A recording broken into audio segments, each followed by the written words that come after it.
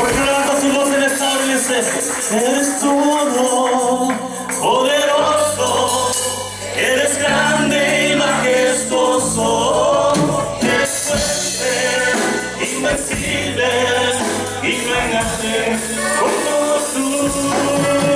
Eres todo poderoso, eres grande y majestuoso, eres fuerte, invencible, y no hay nadie como tú. Eres todo poderoso, dígaselo al Señor. Grande y majestuoso, oh, te exaltamos, Señor.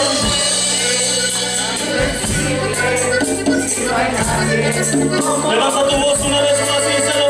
Eres todo poderoso, eres grande y majestuoso, eres fuerte, invencible, y no hay nadie como tú. Te alabamos, Señor. Derrama tu presencia sobre este lugar, Señor. Derrama de tu Espíritu Santo, Señor, sobre cada corazón en esta hora, Señor.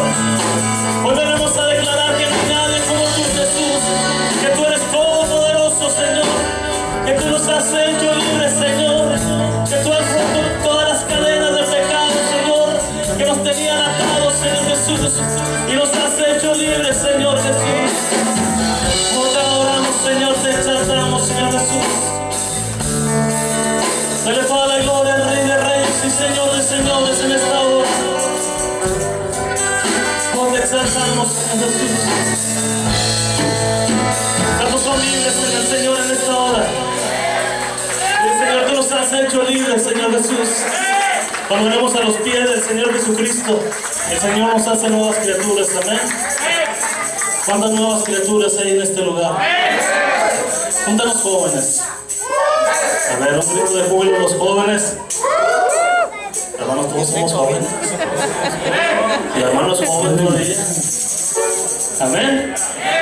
Hicimos exaltando a nuestro Señor Jesucristo, le hicimos al Señor.